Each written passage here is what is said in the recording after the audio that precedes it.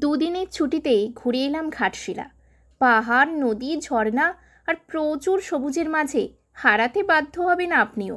এই ব্লগটাতে থাকলেও আমাদের চোখে দেখা ঘাটশিলা, ঘোরাঘুরি, খাওয়া দাওয়া আর প্রচুর মজা, এই নিয়ে কেটে গেল ঝাড়খণ্ডের ঘাটশিলা।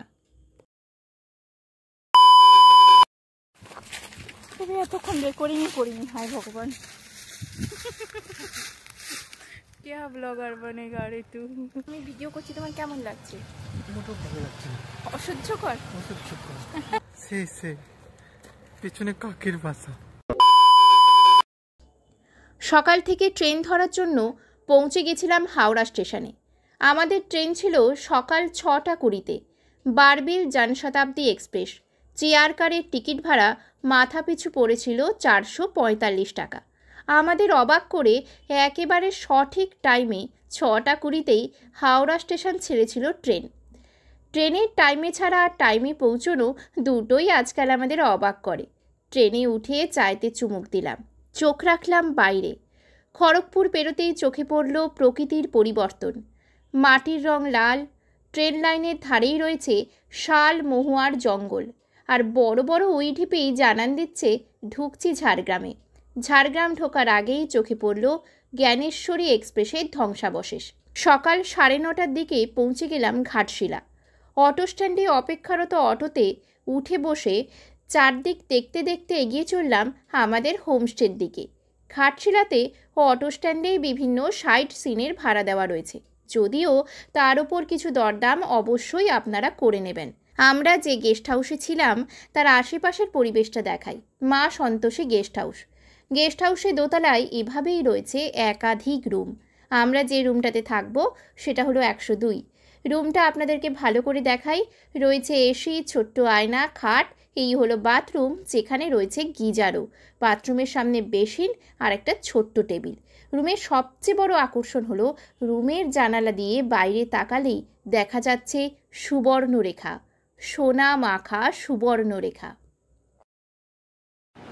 আপাতত এখন রুমে এসেছি, একটু পরেই আমরা বেরোবো ঘুরতে। এবং যিনি আমাদের স্টেশন থেকে এখান পর্যন্ত এনেছেন তার সঙ্গে কথা হয়েছে, তিনি পুরোটা ঘুরিয়ে দেখাবেন।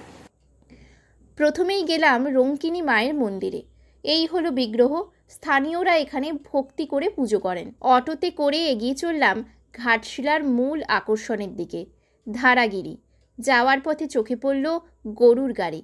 ধারাগিরিতে পৌঁছানোর জন্য এখান থেকে আমাদেরকে ট্যুর গাইড নিতে হবে। স্থানীয় বাচ্চারাই এই কাজ করে থাকে।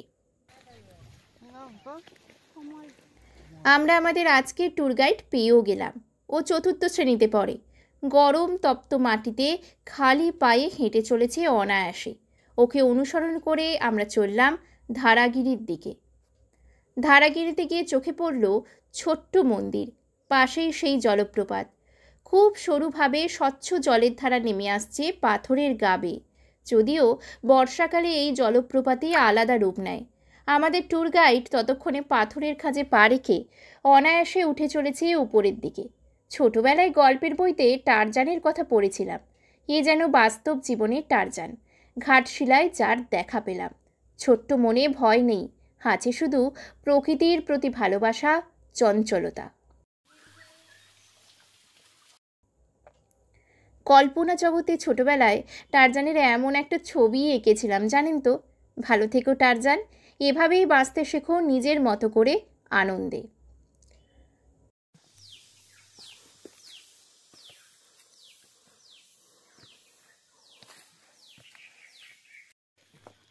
এখানে জায়গায় জায়গায় ঝুড়ি করে রেখেছে যাতে লোকজন প্লাস্টিক ফেলাতে পারে। কিন্তু তবু দেখুন বিভিন্ন জায়গায় কত প্লাস্টিক পড়ে রয়েছে। মানে জায়গাটা এত সুন্দর। আমি যখন প্রথম আসবো ভেবেছিলাম গরমে আমার একটুও ভালো লাগবে না, কিন্তু আমার খুব ভালো লেগেছে, ভীষণ ভালো লেগেছে। দারুণ জায়গা।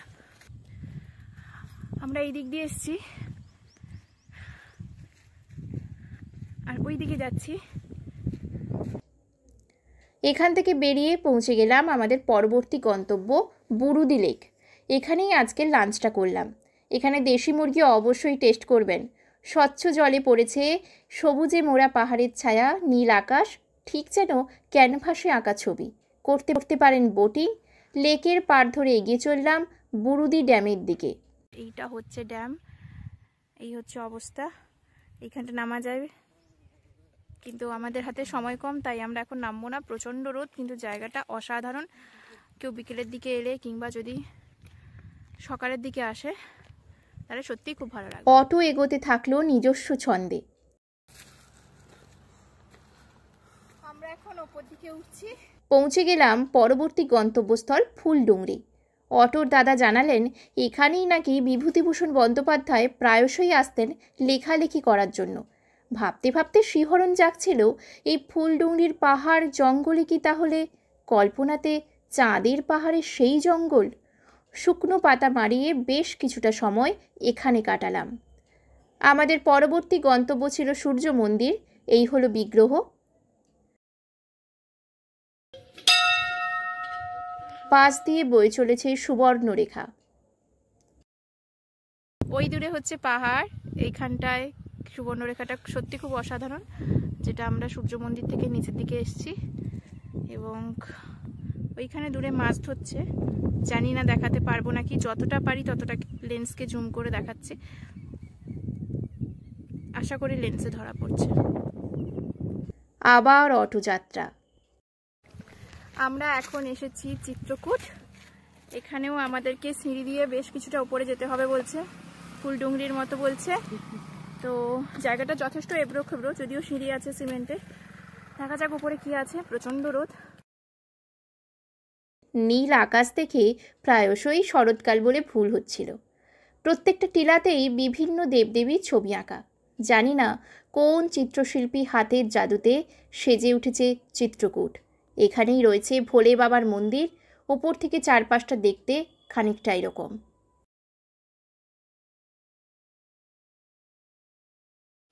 ঘড়িতে এখন বাজে 5:30, আর বাইরে প্রচণ্ড ঝড় হচ্ছিল, সেই কারণে বেরোনো হয়নি। আমরা সকালে যে বেরিয়েছিলাম, ঘুরে যখন আসি তখন 3:30 4টে বাজে। তারপরে একটু পরেই প্রচণ্ড ঝড় আসে, এবং যে কারণে এখনো পর্যন্ত আর বেরোনো হয়নি। বেরোবো কিনা জানি না। আপাতত জানলা দিয়ে বাইরের ওয়েদারটা এখন কেমন আছে সেটা দেখব। সন্ধে নামার আগে ঝড়ের পরের সুবর্ণরেখা কিন্তু অনেকটা মায়াবী, অনেকটা গা ছমছমে। আমরা আছি এখন মা সন্তোষী গেস্ট হাউসে, যেখানে আমাদের প্রতিদিনের ভাড়া পড়েছে 1500 টাকা। রুমটা আপনাদেরকে সকালবেলায় দেখিয়েছি। এখন রুমটার কি কি অসুবিধে কি কি সুবিধে সবটাই বলি। প্রথম কথা, সুবর্ণরেখার তীরে, একদম তীরে অবস্থিত, এবং দারুণ একটা ভিউ পাওয়া যায়। এখান থেকে বেরিয়ে নদীতে পা ডুবে বসাও যায়, অনেকে স্নান করতেও আসছেন। খুব সুন্দর একটা জায়গা, মন ভালো হয়ে যাবে। কিন্তু যেগুলো অসুবিধে সেগুলো হচ্ছে জানলা খুলে বেশিক্ষণ বসতে পারবেন না, কারণ মশা পোকামাকড়ের ভীষণ উপদ্রব, এবং যে কারণে ওই রকম একটা জাল লাগানো রয়েছে, তাই জানলা একেবারেই খোলা যাবে না। দ্বিতীয় নম্বর, এখানে কোনো গুড নাইট বা কোনো কিছু আমাদের দেওয়া হয়নি, সাপ্লাই দেওয়া হয়নি মশার জন্য, যেটা আরেকটা সমস্যা। আর রুমটাতে একটাই ছোট টেবিল আছে, আর তেমন কিছু দেওয়াই হয়নি। তবে হ্যাঁ, আমরা আসার পর 2টো জলের বোতল ওনারা দিয়ে গেছেন। Good morning. আমরা যেখানে ছিলাম তার পাশের সুবর্ণরেখাটা কেমন তা দেখতে বেরিয়ে পড়লাম। টাটানগর বেরোনোর আগে শেষবারের মতো সুবর্ণরেখা নদীর তীরে এসেছি, ঘাটশিলাতে। এখানে কিছুক্ষণ সময় কাটাবো, পুরোটা আপনাদেরকে দেখাবো, তারপরে বেরিয়ে যাব। এইদিকে আমরা যে গেস্ট হাউসে ছিলাম, সেই গেস্ট হাউসের সামনে নদীর অবস্থাটা দেখুন। যেখানেই যাবে সেখানেই প্লাস্টিক, পলিথিন সবকিছু ফেলে জলটাকে নোংরা করা হচ্ছে মানুষের স্বভাব। কিন্তু একটু এগোতেই পরিষ্কার স্বচ্ছ জল চোখে পড়ল, এমনকি জলের নিচে মাছের আনাগোনাও চোখে পড়ছে। রোদ পড়ে সুবর্ণরেখার জল কেমন চিকমিক করছে দেখুন। নদী কুলু কুলু ধ্বনিতে বয়ে চলার কথা বহুবার গল্পের বইতে পড়েছি। আজ এখানে এসে বুঝতে পারছি সেটা বোধহয় সুবর্ণরেখাকে দেখেই লেখা।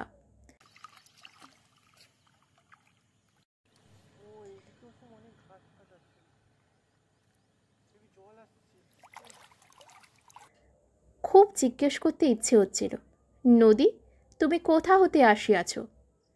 এবার পালা ঘাটশিলাকে বিদায় জানানোর। লক্ষ্য টাটানগর, জামশেদপুর। ভিডিওটা যদি ভালো লেগে থাকে তাহলে অবশ্যই সাবস্ক্রাইব করবেন, বন্ধুদের সঙ্গে শেয়ারও করতে পারেন। ধন্যবাদ।